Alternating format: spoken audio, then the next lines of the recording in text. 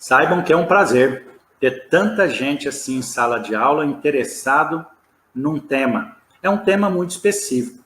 Quando a gente fala de radiologia, nem sempre a gente melhora a mão terapêutica, a mão da manobra, a mão que elabora um toque, um contato, ou que programa uma conduta terapêutica, seja respiratória. Então, radiologia, ela não me faz ser melhor na técnica, ela faz ser melhor em como aplicar a técnica. Então, é um tema específico. Se eu entendo de radiologia, eu posso discutir de forma igual com os outros profissionais que formam a equipe multidisciplinar, com o enfermeiro, com o médico, com o professor de educação física e com tantos outros profissionais que vêm discutir um paciente.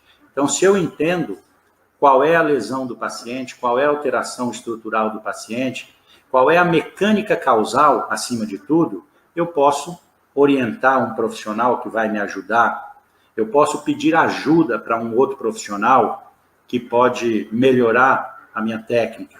Então, nós vamos aprender, além daquilo que o fisioterapeuta tem que saber, que é biomecânica, anatomia, fisiologia, o teste específico da região que eu quero tratar, nós vamos aprender o que tratar. É classificação, é mensuração.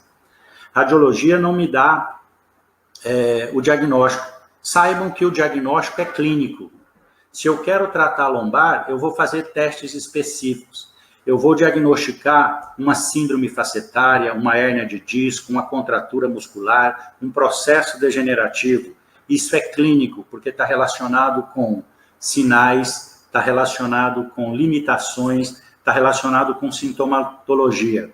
Então, se eu tenho uma clínica boa, eu vou conseguir dar o diagnóstico. O que radiologia nos dá? A possibilidade de mensurar a patologia. Eu visualizo qual é o grau da lesão, da artrose, classifico qual é o grau da artrose, qual é o grau da lesão do disco, classifico qual é a necessidade de conduta. Então, eu fico feliz que vocês estejam aqui para aprender, para discutir um pouco sobre radiologia e melhorar a qualidade de vida de quem nos procura. Tudo isso realmente é para interferir de forma mais assertiva, de forma direcionada, de ser resolutivo. A palavra é, nós temos que ser resolutivo numa conduta terapêutica. E só é possível ser resolutivo se eu tiver diagnóstico correto. Então vamos fazer isso? Vamos começar a nossa aula? Venham. Vou compartilhar a tela do meu computador com vocês e vamos começar a falar a respeito do tema. Vocês estão vendo? Comente aí. Como é que tá? Som, imagem? Estão com a tela cheia? Tá com os slides? Começou a aparecer? Comente que eu vou ficar sabendo. Interpretação radiológica no diagnóstico fisioterapêutico. Na verdade, a interpretação radiológica pode ser no diagnóstico de qualquer outro profissional. Pode ser no diagnóstico da enfermagem, do ortopedista, do neurologista, além daquilo que o radiologista nos envia. O radiologista vai nos enviar um laudo junto com essa imagem. Eu devo analisar o laudo e essa imagem. Por isso, nós estamos falando de um tema, de uma abordagem muito específica, a fisioterapia. Como interpretar os exames de imagem para ter o diagnóstico fisioterapêutico correto? É óbvio que esse diagnóstico correto, como eu já disse, é na clínica, são nos testes específicos. O que nós vamos fazer agora é mensurar qual é esse diagnóstico, qual é essa lesão. Muito obrigado por entrar na sala, é um prazer. É um prazer ter você aqui comigo nesse tempo que nós vamos ficar juntos. Se você está assistindo de um celular, tente conectar através de um computador. As imagens da aula terão uma melhor qualidade. Radiologia é imagem. Você tem que formar o seu banco de dados de imagem. Quanto mais imagem você olhar, seja lá nos exames que tem na sua casa, na sua clínica, no seu consultório, quanto mais imagem você olhar, mais acervo nesse banco de dados de imagem você vai ter. E quanto melhor a qualidade da imagem, melhor vai ser o seu aprendizado. Você sabe solicitar e interpretar um exame de imagem para encontrar um diagnóstico diferencial do seu paciente? Diagnóstico diferencial, veja bem a palavra. Se você faz um bom exame clínico, mas não consegue identificar a lesão do seu paciente nos exames, já é um bom começo. O exame clínico é absoluto em relação ao diagnóstico, mas muito mais importante que a imagem. Mas se você tem dificuldade de solicitar um exame de imagem e não consegue nem identificar a causa da lesão do seu paciente, você está no lugar certo. É exatamente para essas pessoas que eu desenvolvi esse treinamento, essa metodologia. E o que é isso? É falar em relação a um diagnóstico específico, um diagnóstico muito direcionado. O propósito dessa aula é mudar a sua forma de analisar e interpretar os exames de imagem. É te ensinar como usar esse conhecimento para um diagnóstico correto e selecionar a melhor conduta terapêutica. Veja, é um processo. Exame clínico, testes específicos, diagnóstico clínico baseado em movimento, em palpação, anatomia, biomecânica, exame de imagem, tudo isso para chegar na melhor conduta terapêutica. Com certeza, você será um profissional diferenciado se você souber fazer todos esses passos, se você consegue todo esse processo. Eu tenho uma experiência de mais ou menos 35 anos trabalhando em radiologia. Eu sou tecnólogo em radiodiagnóstico, trabalhei durante 10 anos em clínica e hospital, e depois eu me formei como fisioterapeuta, e há 26 anos eu sou fisioterapeuta e trabalho com técnicas de terapia manual. Tenho formação em RPG, em osteopatia, quiropraxia, tenho algumas pós-graduações em ortopedia, fisioterapia aquática, coluna vertebral, terapia manual, osteopatia, quiropraxia. Tudo isso me dá uma base para falar a respeito do meu paciente, para falar a respeito das patologias que chegam até a clínica. Então, eu tenho uma formação técnica, eu sou fisioterapeuta, trabalho como fisioterapeuta, mas eu tenho uma formação técnica prévia. Obviamente, hoje, eu não trabalho mais realizando os exames ou diagnosticando o meu paciente dentro do serviço de radiologia. Eu transferi todo esse conhecimento para uma formação aos fisioterapeutas, que é uma radiologia muito específica. A radiologia na conduta, no diagnóstico físico-funcional. Eu determino qual é a mecânica causal quando eu olho o exame do meu paciente. Então, esse diferencial, ele é para o fisioterapeuta. Você vai aprender a fazer uma boa análise de exames de imagem. Não tenha dúvida disso. Você vai mudar a sua forma de olhar os exames de imagem. E assim que acabar essa aula, você vai conseguir colocar em prática todo esse conteúdo ao seu paciente. Amanhã, no seu consultório, na sua clínica, no hospital, onde você pegar um exame de imagem da coluna lombar, seja raio-x, tomografia e ressonância, com certeza você vai olhar de forma diferente do que olhou até hoje. Antes de falar de radiologia, eu tenho que entender qual é o perfil da patologia do paciente. De onde vem o meu paciente? Qual alteração faz o paciente chegar até aqui na clínica? Ele chegou com dor? Qual é o perfil de dor? Então, entender esse perfil, entender o que faz com que o paciente chegue até a clínica, talvez seja muito, muito mais importante do que olhar os seus exames. Você conversar com o paciente, entender que o que causa a dor dele é um gesto específico, que o causador dele é um estado de tensão. Então, nós temos que, antes de examinar, fazer teste, conversar, saber o histórico desse paciente. Fale para mim, o que acontece com você? Nós vamos ter, então, as patologias emocionais.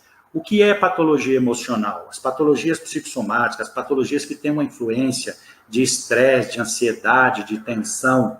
Meu paciente chegou aqui com uma ciatalgia, uma pseudo, uma falsa, uma ciatalgia que não está relacionado nem com hérnia de disco, nem com a síndrome facetária, mas com uma contratura muscular, um estado de tensão, uma alteração metabólica, como a fibromialgia, que é de fundo emocional, coloca o músculo em tensão e contratura, que pode irritar o plexo ciático ou o plexo lombosacro e dar uma dor irradiada para a perna, o que é uma ciatalgia, não deixa de ser.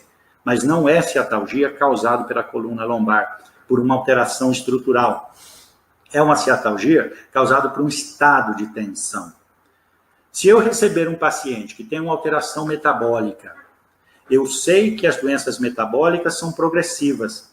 As doenças autoimunes, espondilite anquilosante, lúpus, artrite reumatoide, tudo isso é progressivo, não tem cura. Eu sei que o paciente vai ter que se tratar com o clínico, com o reumato, com o ortopedista, o resto da vida dele. Ele tem que ter um acompanhamento com medicamento, mas ele vai... Pronto, voltei. Nós estamos falando que o que faz com que o paciente chegue até a clínica de fisioterapia. Qual é o perfil da patologia? Eu posso ter uma patologia emocional, assim como eu posso ter uma patologia progressiva, autoimune, que não tem cura, mas que traz sequela, limitações, sintomas. E eu tenho que saber qual é essa patologia para selecionar qual é a melhor conduta terapêutica desse paciente. Veja, eu posso ter paciente que chega para mim num pós-trauma. As listeses, as fraturas, as contusões, tudo isso vai me dar a necessidade de um programa de estabilização para essa fratura, que faz uma estenose do canal medular, que muda a arquitetura dessa vértebra.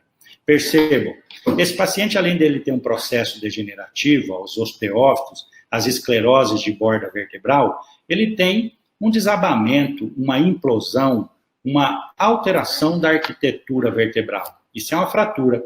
Pode ser uma fratura osteoporótica, pode ser uma fratura espontânea, pode ser uma fratura por insuficiência, pode ser uma fratura de trauma, mas é uma fratura. A vértebra perdeu sua arquitetura. E eu preciso entender o que isso faz na mecânica articular do paciente. Isso aqui é um corte, obviamente, sagital de uma tomografia que me mostra isso. Vejam, isso aqui é uma listese. Essa listese da 5 sobre o sacro, ela sempre é caracterizada por uma lesão do istmo, que é a relação articular da quinta vértebra com o sacro. Quebrou, fraturou, perdeu sustentação, deslizou a listese. Então, eu tenho fraturas, contusões, listeses, que vão chegar para nós na clínica de fisioterapia todos os dias. Obviamente, eu não trato fratura. Eu trato pós-fratura, pós-cirurgia, pós-imobilização. Mas quando nós temos uma fratura de instabilidade como essa, ela é uma fratura espontânea, ela é uma fratura com uma predisposição congênita, que vai levar a uma instabilidade progressiva. Se eu elaborar uma conduta correta para essa instabilidade, com certeza eu terei benefícios para o paciente. Veja, a principal causa de patologia que chega na clínica de fisioterapia, obviamente na clínica de fisioterapia que trabalha com aparelho locomotor, que trabalha com traumatologia, que trabalha com ortopedia, são as patologias de disfunções. Quais são as disfunções? Hábitos profissionais, permanência prolongada em determinadas posturas, mobiliário inadequado, alterações da biomecânica, desvios posturais. Percebam, aqui um exemplo da coluna cervical e a atitude que nós adotamos diariamente para permanecer numa determinada posição de trabalho, numa condição funcional. Então, a flexão, obviamente, é uma condição fisiológica para nós. A nossa arquitetura, a nossa biomecânica permite a flexão. Agora, permanecer muito tempo na flexão, ela leva a uma lesão. Mas quando a gente fala de uma instabilidade, de uma disfunção, eu posso falar de uma instabilidade estrutural, de uma disfunção realmente mecânica e não só funcional. Veja, essa paciente teve uma fratura de fêmur, uma consolidação viciosa e uma diferença do comprimento do membro. Quando essa pessoa fica em pé, ela vai ter uma báscula de pelve. Essa báscula de pelve vai gerar uma compensação. Essa compensação é uma instabilidade funcional. Por que ela é funcional? Porque essa escoliose, ela só está aí para corrigir um desequilíbrio. Então, nós falamos das escolioses funcionais, das escolioses mecânicas, das escolioses compensatórias, ou da atitude escoliótica.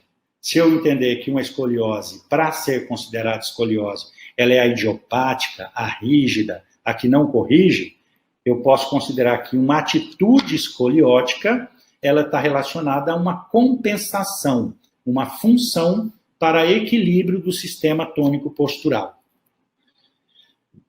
E, por último, qual é o perfil da patologia da coluna lombar que nos procura com muita frequência?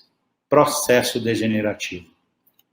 Se eu não trato uma disfunção postural, que seja emocional, se eu não trato uma disfunção articular, uma instabilidade, se eu não trato uma postura inadequada, obviamente, as estruturas da coluna lombar estarão em sobrecarga e vão fazer lesões degenerativas, artroses, osteófitos, calcificações, protusão discal, hérnia de disco, tendinose, miofibrose. Então, perceba que as alterações do disco, da faceta articular, aqui eu tenho uma linha interfacetária, com um edema dentro da faceta, uma diminuição do espaço da linha interfacetária, uma diminuição do espaço entre disco, osteófitos, fibrose ligamentar, protusão do disco para dentro do canal medular, fibrose do ligamento amarelo, fibrose do ligamento amarelo, tudo isso são processos degenerativos. O ideal para um diagnóstico que eu consiga fazer uma correção, um tratamento, é que ele não tenha ainda um processo degenerativo instalado. Se instalou, porque é irreversível. Hérnia de disco não tem cura, osteófito não tem cura, artrose não tem cura. Tudo que eu vou fazer a partir daqui é paliativo. Mas eu faço baseado numa imagem, baseado numa alteração da estrutura. Quais são os exames que eu vou solicitar para o meu paciente? Dependendo da condição, da clínica que ele apresenta, se é dor irradiada, se a suspeita é disco, ou se é uma dor localizada, a suspeita é uma degeneração facetária, eu vou selecionar entre raio-x, tomografia e ressonância. Todo mundo me ouvindo bem? Como é que está aí a imagem? Comenta para mim lá no bate-papo, para a gente saber se está indo bem, se melhorou, acabou o problema. Veja, um raio-x, ele me dá uma peça anatômica, ele me dá um segmento. Eu estou vendo várias vértebras da coluna lombar, cada vértebra com as suas alterações, em que direção está a alteração dessa vértebra? Diminuição de espaço, esclerose óssea, irregularidade da superfície, deformidade de borda, tudo isso são alterações do processo degenerativo que eu consigo olhar num raio-x simples. Veja, se eu fizer um corte transversal aqui, nesse espaço que está diminuído, eu vou visualizar que esse disco que foi comprimido fez uma projeção em algum sentido e direção. Essa compressão do disco diminuiu a espessura, aumenta o diâmetro. Se esse diâmetro for global, é um bulging, mas se ele for um diâmetro posicional, veja, projetou para posterior, para dentro do canal medular. Então, eu tenho aqui uma hérnia, uma protusão, uma discopatia compressiva. Então, eu consigo visualizar isso num corte de tomografia. Ou ainda, se eu pegar um paciente que tem um sintoma de caldequina, de compressão de plexo, de alteração neurológica, eu posso visualizar, por exemplo, como é que estão os discos. Esse disco aqui bem hidratado, com o formato dele levemente diminuído, projetado para dentro do canal medular. Esse aqui, desidratado, perdeu espaço, se projetou muito para dentro do canal medular, tocando aqui a meninge, o saco tecal, fazendo uma irritação de caldequina. Então, eu tenho aqui uma discopatia compressiva, que é visualizado de forma claríssima no exame de ressonância.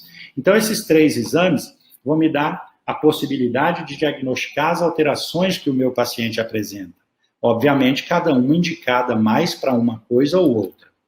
Quando nós falamos de raio-x, o raio-x simples, raio-x contrastado, raio-x por tomografia computadorizada, são os 3 exames que a gente classifica como exame radiológico do raio-x.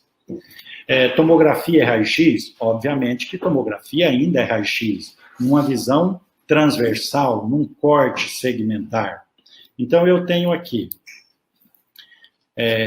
um perfil de raio-x da relação de lombar baixa, L4 para L5, onde eu vejo uma listese. Veja que forma um degrau. Então, o raio-x me dá uma visão anatômica da estrutura, bem nítida, bem característica. Então, eu consigo visualizar qual é a alteração que tem num simples raio-x. Eu posso fazer ainda um raio-x simples se tornar um raio-x dinâmico, um raio-x que me mostra estrutura, que me mostra gesto. Veja, um movimento de flexão que mostra o quanto a faceta articular desimbrica, ela desencaixa, ela afasta uma da outra. Para onde vai a pressão? Quanto de compressão eu estou tendo no disco aqui na frente e qual é o bocejo que acontece posterior. Se eu entender mecanicamente essa alteração estrutural, eu estou vendo que o disco, mesmo não enxergando o disco, ele está sendo projetado para trás, para dentro do forame de conjugação, para cima de uma raiz que está saindo aqui, mesmo não vendo o disco. É um movimento que aumenta a compressão no compartimento anterior. Perceba essa em extensão. São 2 raio-x dinâmicos, não é nada parado aqui, não é estático. Eu tenho, então, uma imbricação facetária. Veja o quanto muda quando flat, o afastamento entre as facetas, quando estende o encaixamento entre as facetas. Então, eu tenho aqui uma compressão posterior com um bocejo anterior. Esse bocejo anterior projeta o disco para frente. Eu tenho, então, uma sobrecarga facetária. Veja, naquelas imagens anteriores do raio-x, eu não vejo o canal medular. Não estou vendo medula.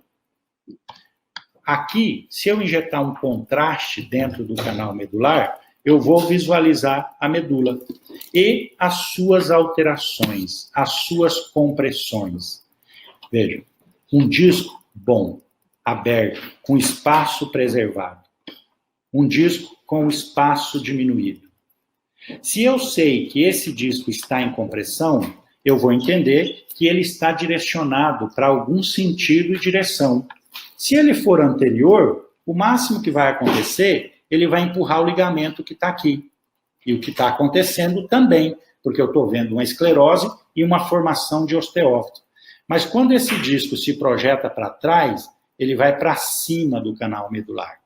Ele faz uma estenose do canal medular, que a gente vai chamar de uma discopatia compressiva, uma hérnia, uma protusão, qualquer alteração que comprime a estrutura neurológica, que pode ser a cauda equina, o cone medular, a própria medula, dependendo do nível dessa lesão.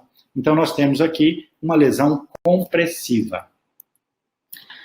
E o terceiro método de raio-x, que é raio-x simples, raio-x contrastado e o raio-x por tomografia computadorizada. O que a tomografia me dá? Uma nova dimensão da imagem. Ele me mostra, por exemplo, uma peça em 3D, onde eu vejo cada proeminência, cada anatomia, cada relevo do corpo vertebral, a sua sequência, qual é o espaço que tem entre as duas vértebras, o processo transverso de cada vértebra, a rotação, inclinação de cada vértebra.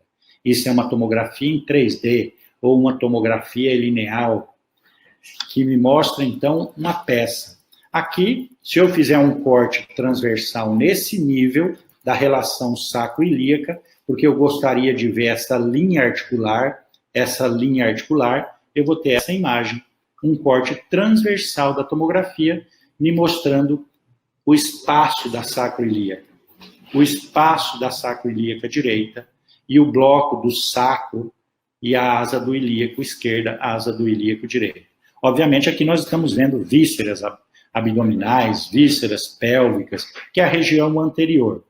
Mas notem que a tomografia me dá uma imagem diferenciada, me dá um ponto específico, me dá cortes específicos numa determinada região. Isso complementa o meu diagnóstico.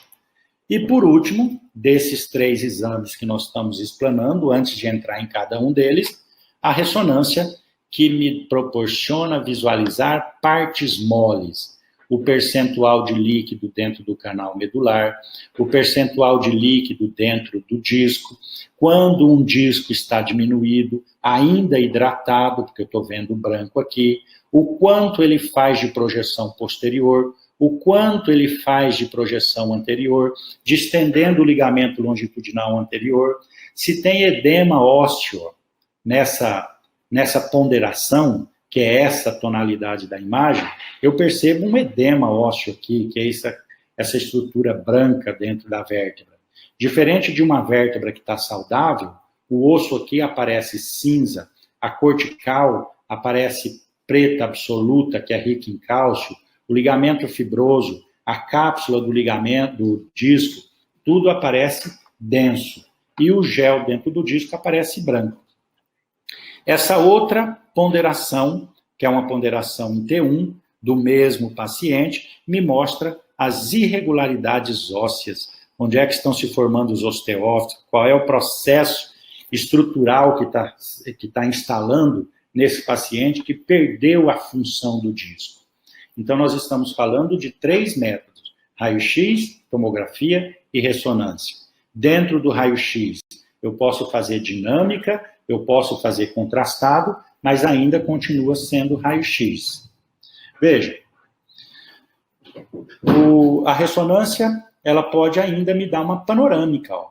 Percebo aqui, disco hidratado, hidratado, canal medular livre e todas as projeções para dentro do canal medular. Ainda assim, os discos todos hidratados. Musculatura paravertebral, onde tem uma instabilidade que gera um processo inflamatório, coleção de líquido no grupo muscular.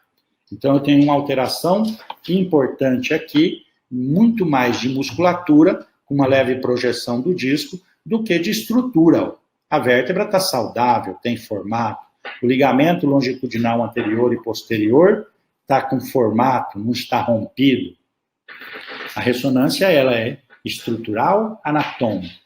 Então, perceba, raio-x, tomografia e ressonância são exames que me mostram a estrutura de formas diferentes. Uma, muito mais a estrutura rígida, óssea. Outra, a estrutura em fatias, em tomos.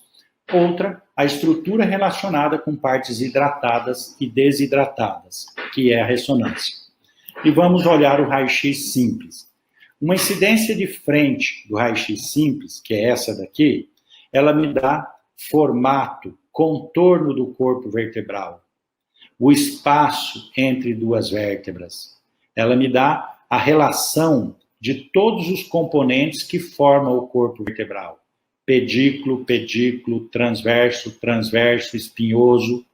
Uma incidência de perfil, da mesma forma, eu vou estudar todas as estruturas que compõem essa relação vértebra-disco-vértebra, que é a unidade funcional vertebral.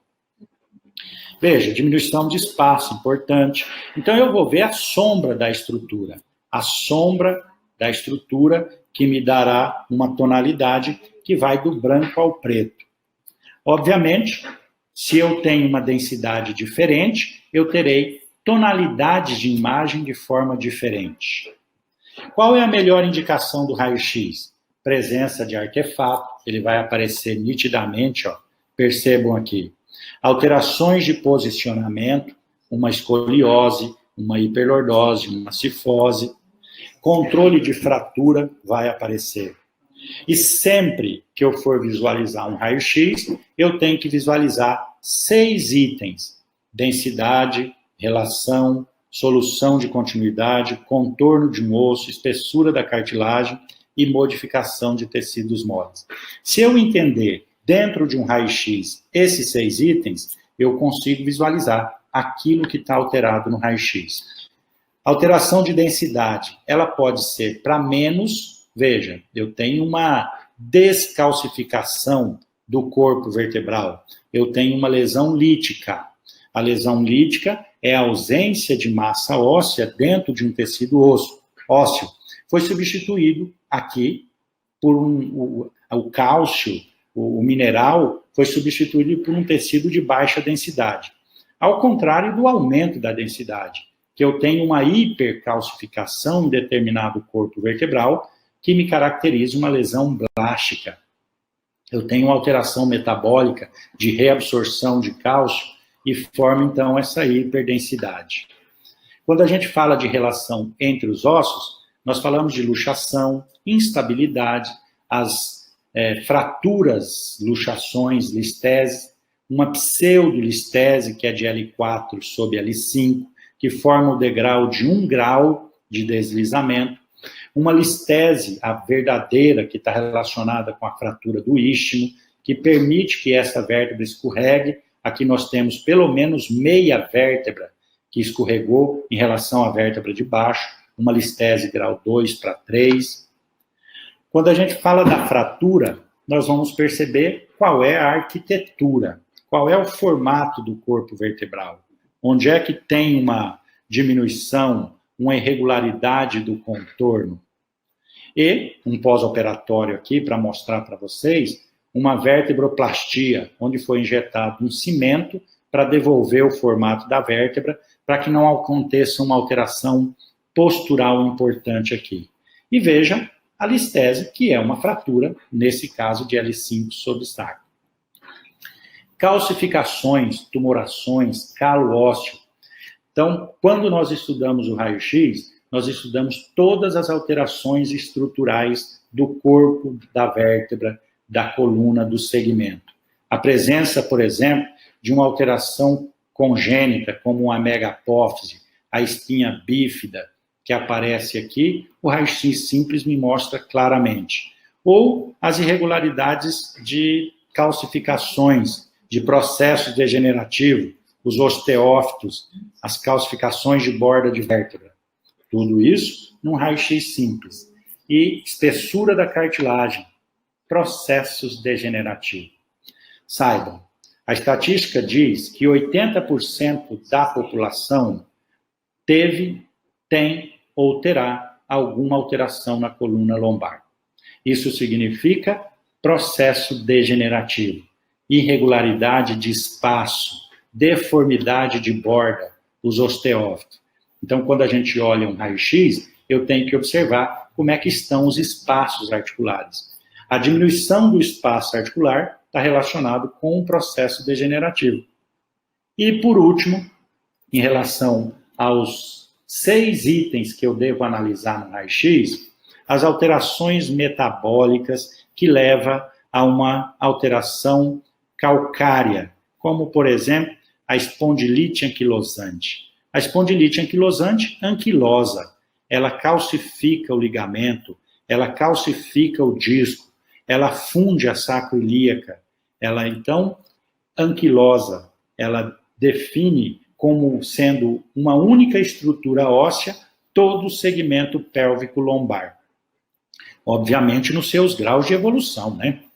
E aqui, a diferença de uma espondilite anquilosante, que é um sindesmófito, que é essa calcificação, com um osteófito, que é degenerativo. Então, todo processo, ou metabólico ou degenerativo, pode modificar os tecidos moles da coluna lombar. Qual é o critério de estudo da radiologia da coluna lombar? Identificar primeiro cada estrutura que compõe cada vértebra. Pedículo, processo transverso, processo espinhoso. Espaço entre vértebras, espaço entre vértebras, espaço entre vértebras. Tudo isso está definindo numa vista anterior da coluna lombar. Quando eu vou para o perfil, eu vou definir exatamente isso. Espaço entre vértebras, pedículo, foramen de conjugação, a relação facetária, a relação facetária, a relação facetária, e qual é a curva desejada. Eu tenho ou uma retificação ou uma lordose, podendo ter uma hiperlordose. Então, nessa visão do perfil, além de identificar todas essas estruturas, eu identifico também o posicionamento. Nessa vista de frente, qual é a primeira alteração? Posicionamento. O ideal é que o processo espinhoso esteja no centro da vértebra. Qualquer translação lateral, rotação, eu tenho que dizer que é uma alteração escoliótica, é uma atitude ou é uma rígida, mas é um desvio látero-lateral. Quando eu olho no perfil, o ideal é que eu encontre uma lordose. Quantos graus tem a lordose lombar? De 41 a 49 graus. Se ela diminuir abaixo de 41, eu terei uma retificação da lordose lombar, o que caracteriza uma sobrecarga do compartimento anterior, que é o disco, e um bocejo do posterior, que é a faceta. Quando eu tenho uma hiperlordose, é exatamente o inverso. Eu terei uma sobrecarga do compartimento posterior, que é facetário, ele imbrica, ele comprime, e um bocejo do disco, que caracteriza uma hérnia anterior. O disco está se projetando para frente. Então, a vista de frente, perfil da lombar, tem que me dar, primeiro de tudo, qual é o posicionamento, se ele é ideal. E qual é a primeira alteração? Processo degenerativo. Sinais de processo degenerativo: diminuição de espaço, esclerose de borda, irregularidade de superfície, fica cheio de indentações, com o osteófito anterior. Tendência frente-perfil me dá lá as alterações degenerativas. Tem uma incidência que é específica para a gente entender a biomecânica da coluna lombar, que é a incidência oblíqua. O que eu vou visualizar nessa incidência oblíqua? Essa estrutura aqui, ó, que nós chamamos de cachorro de Le Charpet, cachorro escocês, tem um monte de termo aí que se usa para definir essa estrutura. Que é isso daqui: faceta articular superior, faceta articular inferior, lâmina, istmo, que é a junção da lâmina com o pedículo, processo transverso. Se eu pegar essa imagem aqui e sobrepor ela aqui na coluna lombar, vocês vão ver que existe uma pilha de um cachorrinho sobre o outro. O que é importante eu visualizar desse cachorrinho? Essa relação pata-orelha. Essa linha que tem aqui, é a linha interfacetária, é a linha articular da coluna lombar. Quando nós temos uma alteração dessa linha, eu tenho uma alteração articular, um processo degenerativo, uma diminuição de espaço. Mas o meu paciente pode ter uma alteração congênita que chama espondilólise. A espondilólise é a falha no istmo. O istmo é o pescoço do cachorro. Então, veja, esse cachorro aqui, ele tem uma coleira, como se tivesse uma faixa preta aqui no pescoço. Essa falha, essa faixa preta, desse cachorro, que é da quinta vértebra lombar, significa uma espondilólise. Então, a incidência oblíqua da coluna lombar permite eu visualizar as estruturas que estão alteradas em relação à formação congênita do istmo ou a relação entre facetas, que me dá a possibilidade de um processo degenerativo. Vejam aqui, ó, as facetas todas abertas, bem uniforme, bonita, a relação pato-orelha, que significa um espaço ideal. Quando eu tenho um processo degenerativo, um processo inflamatório na faceta, com diminuição e desgaste dessa superfície, nós vamos visualizar mais ou menos assim, ó. A relação pato-orelha fica toda deformada, fica comprometida, sem espaço preservado. Isso é um processo degenerativo, o que significa uma síndrome interfacetária. Vai me dar dor localizada. A princípio, a síndrome facetária é dor localizada. Ainda, nós vamos encontrar aqui, ó, a espondilólise. Veja, o que é a espondilólise? Essa falha do arco neural. Quando eu olho uma vértebra, a peça anatômica, esse arco aqui, ele é íntegro. Mas o paciente que nasce com um defeito, ele nasce com essa falha, que é a falha do pescoço do cachorro, que permite se romper que a vértebra escorregue.